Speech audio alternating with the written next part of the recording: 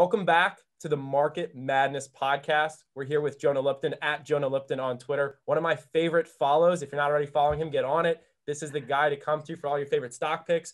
Jonah, it's awesome to have you on here. I'm so excited to talk your favorite stocks and to talk about this tournament. Thanks for having me. I appreciate it. Cool. Your stocks are super interesting picks. You're doing some stuff with social capital here. Now, what are the DNA and the fundamentals of the two stocks that you have in this tournament? So the two stocks that I went with are Dermatech and Celsius. So I'll talk Dermatech first. So Dermatech is a company that created these genomic smart patches. So skin cancer is the number one form of cancer in the US. Melanoma is the most aggressive and the most deadly of the skin cancers. And what Dermatech did was create these little patches that are about the size of a quarter. So you can go to your dermatologist and they can use these patches on your suspicious moles to determine if there's anything there that could be problematic, rather than just jumping into the biopsy, which means that they're basically using a scalpel to cut off a piece of your mole and then look at it under a microscope. So there are 4 million biopsies done every year, and I think Dermatech could probably prevent a lot of those unnecessary biopsies from happening. So the patch costs about $760. There's about 85 million people right now that are covered from their insurance carrier for the Dermatech patch. I believe there's 280 million people in the US that have health insurance. So, there's still a long ways to go, but it's a great start for the company. So I'm pretty excited about the stock. It's about a $1.5 billion company. They're coming off of a year where they did about $6 million in revenue, but we're going to see that ramp up pretty quickly as the economy opens. Dermatologists can start having sales reps come in, because it's kind of hard to launch a new product like this if your sales reps can't even go into the offices and explain the benefits to the dermatologists. So I do think that Dermatech's suffered from the pandemic in that way. But, as things start to get back to normal, I would expect that we start to see that 200% revenue growth that I'm sort of forecasting for the next couple of years. Well, on that note, you just interviewed the CEO of Dermatech the other day, right? Yep. So what was your biggest takeaway from that interview? So right now, they definitely want to work with dermatologists. They really don't want they don't want any of their products to be DTC, meaning direct to consumer. They believe that the dermatologists do play an important role here. And I agree. They're the experts. But it's a struggle to get these dermatologists, or really any medical professionals, to adopt new technologies. They go through med school and then internships, and they're trained a specific way. And if you do it that way for 10, 15, 20 years, you can't expect them to pivot to this new technology just because you said so, or just because the data looks good. And I think that is one important part to note is there's a group called NCCN, which is the National Comprehensive Cancer Network, which is funded by the 30 largest cancer institutes in the world. And they're basically responsible for coming up with the guidelines. And they gave Dermatech the stamp of approval back in December, which is what got the stock moving from about low teens up into the 20s. And then the Blue Cross Blue Shield of Texas came out and said that their 6 million members would be covered with this patch. So, there's 30 other Blue Cross Blue Shields, and they do tend to follow each other. So right now, 3 of the largest, which is Illinois, California, and Texas, have all come out in support of Dermatech and their patch. I would expect the other 29 or 28 Blue Cross Blue Shields or Blues to come out and do the same thing. John Dobak, who runs Dermatech, incredibly smart guy, very accomplished. He's got a good handle of what the strategy is. He's focused on the US right now. I think we all agree that international could be a huge opportunity, but he wants to focus on the US right now. You can get to $500 million in sales over the next 5 years just focused on the US, given the prevalence of skin cancer in this country. The pipeline looks really good for them. They have 2 other patches in the pipeline for other forms of skin cancer. They have patches that will help detect or analyze your skin for UV damage, acne, psoriasis, all sorts of other skin diseases and skin ailments. They have partnerships with Johnson & Johnson, L'Oreal, and some other big companies, because what they want to do is, they're creating a genomics skin platform so that they're going to have all this data on people's skin that they can use and, partner with larger companies to help create products, drugs, and whatnot to, treat these diseases and help people live, longer, healthier lives. So I'm excited. I think the company has a very, very bright future. It's my largest position in both my personal account and my social capital fund. If you look at Exact Sciences on a chart and where Exact Sciences was 5 or 6 years ago, they were at about $5 million in revenue. Exact Sciences is now doing about $1.5 billion in revenue, and the stock is up about 20x over the last 5 years. I think, what they're doing in colon cancer is similar to what I think Dermatech can do for skin cancer. So I'm sort of, my thesis here is kind of, looking at what Exact Sciences did and hoping that Dermatech can replicate that. Yeah, God willing, especially with the mission that they're Absolutely. on. Yep. Yeah, I mean, because with melanoma, so there's a 99% recovery rate if you catch melanoma in the early stages, but that goes down to about 24% if it's advanced. So it's so important that we catch skin cancer and especially melanoma as early as possible. And there's a lot of people that don't want to have someone cut into their skin with a scalpel. So if you can go with this non-invasive patch first, and if there's anything suspicious, then you do the scalpel and the biopsy. I just think more people will be willing to do the patch first, and we can help detect skin cancer in more people earlier. And I mean, that's where it's a win-win-win. It's a win for the patient, right? Because they don't get unnecessary biopsies. It's a win for the dermatologist because they're helping their patients catch skin cancer earlier. And it's a win for the insurance companies because it's a hell of a lot cheaper to, get rid of or extract the melanoma, the cancerous cells early on to treat it early, then treat it once it's, in its advanced stages. So win-win-win. Yeah, 100%. As someone who hates needles, hates blood, I can totally relate to just wanting to put that patch on, right? Having that ability that really is a game changer. And I'm very excited to continue following the company as well. Let's talk about the fundamentals and DNA of Celsius for a second before we get into social sentiment.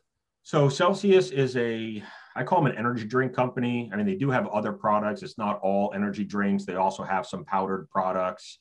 Some of their products have more caffeine than others. Some are, heavier on the BCAAs, but it's a healthier energy drink. For anyone that knows the energy drink space, Red Bull and Monster have kind of dominated this industry for the last 2 decades. And now there's a few newcomers like Bang and Celsius.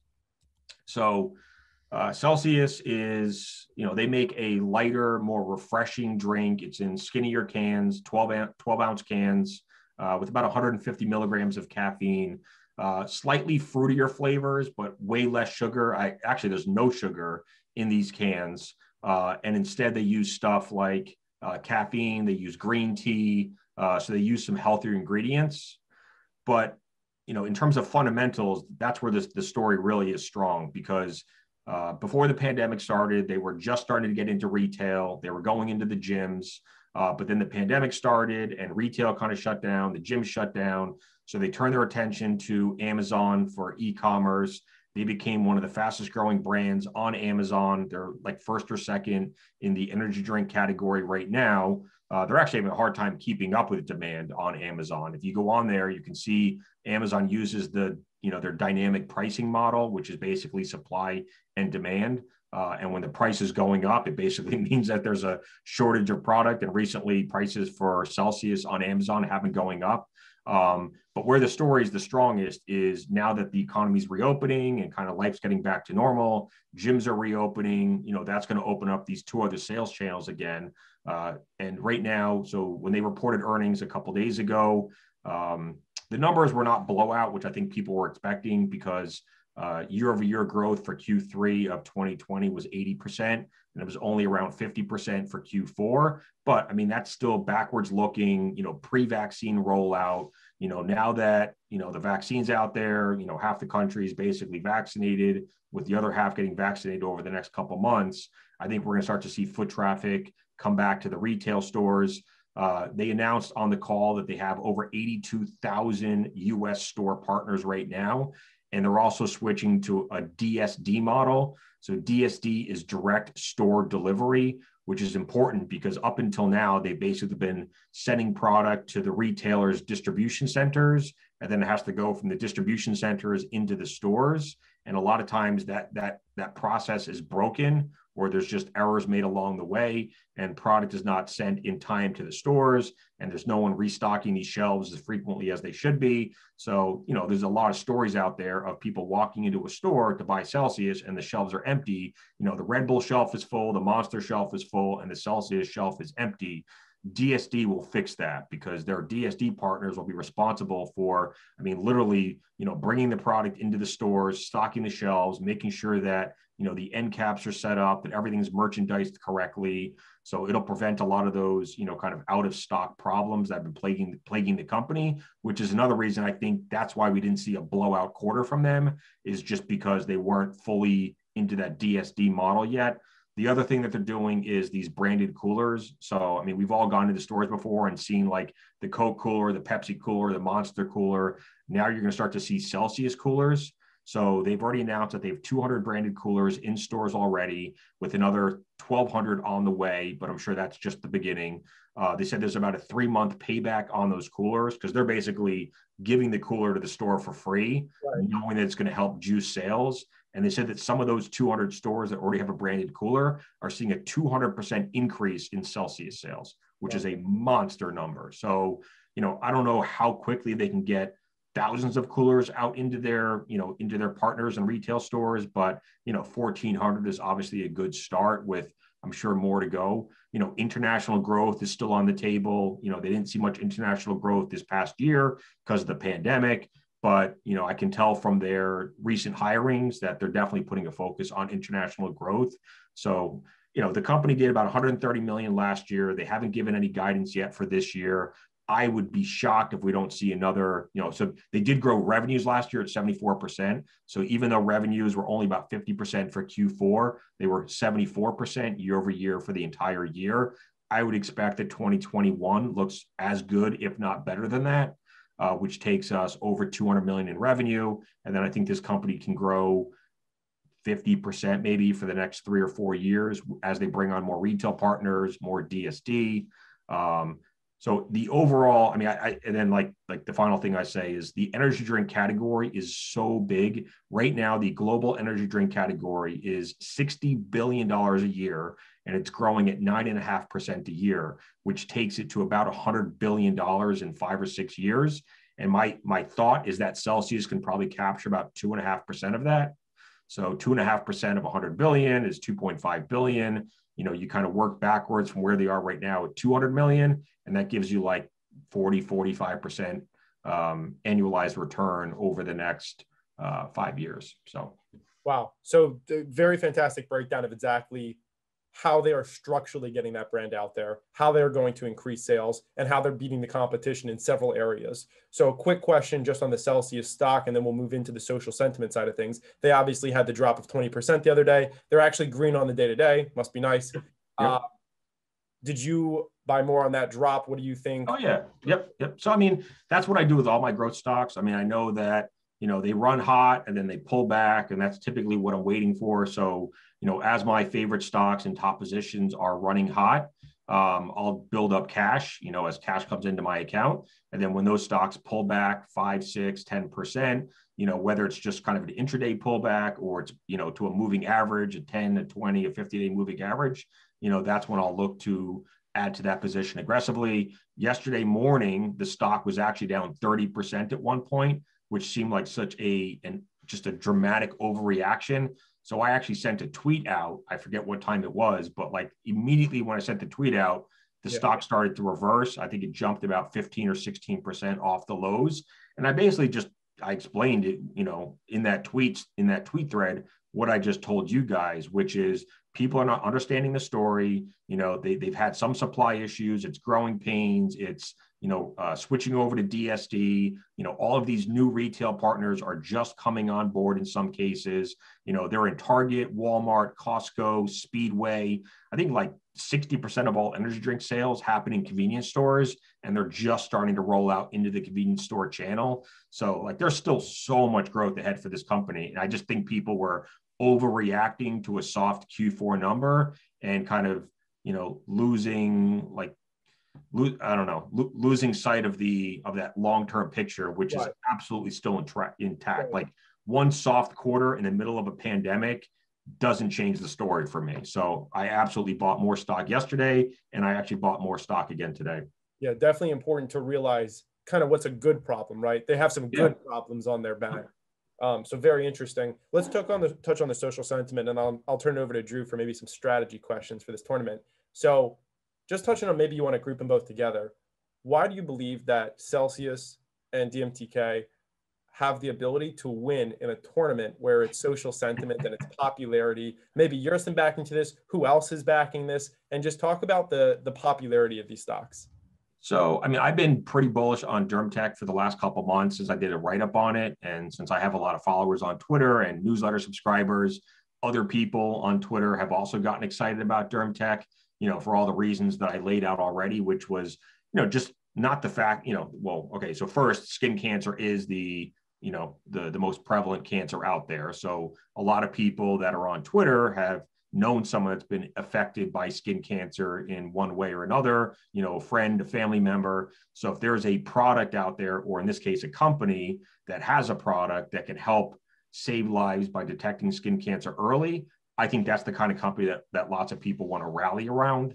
So I do think, in general, there's a lot of reasons why people on Twitter should be bullish on a company like Dermatech, not just because of the insane returns that it could, give us over the next 4 or 5 years, but the fact that they really are out there trying to save lives and make humanity better. Celsius, I just think there's a lot of people out there that have, consumed Red Bulls and Monsters their entire life. And, I think once you switch over to Celsius, I think you appreciate that it's healthier for you. It doesn't have all those artificial flavors and chemicals and sweeteners. And it's a little bit lighter. So like during the day when I'm working at my computer trading, I don't want to sit here and drink Red Bull all day or Monster, but I absolutely have a couple Celsius during the day. And why? So talk about specifically what that difference feels like to you. What, between Monster, Red Bull, and Celsius? All these other energy drinks and Celsius. Yeah, I mean, so there's a lot more artificial stuff in there, or sugars in some cases. I mean, a lot of them started out with tons of sugar. I mean, I think the first Monster and Red Bulls that came out had like 40, 50, 60 grams of sugar in there. It was insane. Now they've all come out with like their no sugar alternatives, but there's a lot of artificial crap in there to make up for the sugar. Versus Celsius, which is putting, healthier products in there, right? The green tea, the guarana, all of that, some, ginger roots and stuff like that. So, more natural ways of, giving us that energy boost. So when I'm drinking, or when I used to drink Red Bull, Monster, and even Bang, you get more of like that spike and then the crash. Versus with Celsius, it feels like I guess a more gradual or sustained energy boost. So just like a cleaner energy boost. I mean, there's probably a few ways you could describe it, but I'd say like a cleaner energy boost where you're not spiking and crashing. It's more gradual. Very interesting. What do you have going one all the way down to number one? Who's winning this tournament in your eyes? You obviously have an amazing following. Is it Dermatech? Yeah, I'd have to go with Dermatech. I mean, in terms of like my own investment strategy, I'm looking for companies that can be 5 baggers, 10 baggers, 20 baggers, and then holding those stocks through volatility and adding on pullbacks. And for me, like if I look at all the stocks out there that I own and don't own, Dermatech's the one that to me has the most potential. This is the kind of stock that could literally be a 20 bagger over the next 5 or 6 years, which is exactly why it's my biggest position and why I think other people are so bullish on it, because they see the potential in this stock, and then they can look at Exact Sciences and see what that company has done and be like, oh my God, I missed that, but now I have a second chance. So yeah, it's definitely Dermatech. How about the rest of the bracket? Is there any underrated players that you think could have a following come out, back them, and they could take the sweep? I mean, with the Reddit stocks or the meme stocks, I mean, you never know how those guys or investors can rally behind something. I definitely wouldn't. I mean, I wouldn't be picking any value stocks, of course. So, I'm focused on that growth category. I mean, since this is a Twitter tournament, more or less, you have to look at the stocks that have the like the fan favorites on Twitter. So I think that's going to be, of course, Tesla, C Limited, Square. So I think those are the companies that probably have a really good shot at winning and maybe even knocking off one of my favorite stocks. So, my three top positions are Celsius, Dermatech, and then Mohawk. I think all three are going to be in this tournament. So those are the three that I'm rooting for, of course. But I mean, you never know. I mean, these sentiment tournaments can surprise you. So if I was going to pick one, I'd probably have to pick Tesla. I mean, it's kind of hard to bet against the Tesla fanboys. Yeah, there's a lot going on there. Drew, anything else from you? Yeah, how are you going to approach the boomer section of this bracket? I know it's a section that you just wish you could cross right out with a big red pen, get that thing out of this bracket. Are you going to flip a coin? What's the thought process going into that? Do I have to fill out the boomer bracket? No, it's just like March Madness. You got to fill it all out. Can I do my own write-ins? Yeah. Yeah, I mean, I'll have to take another look and see what stocks are in there. I mean, it's definitely a lot of the value plays, the Berkshires, the Cokes, Pepsis, Boeings, IBMs.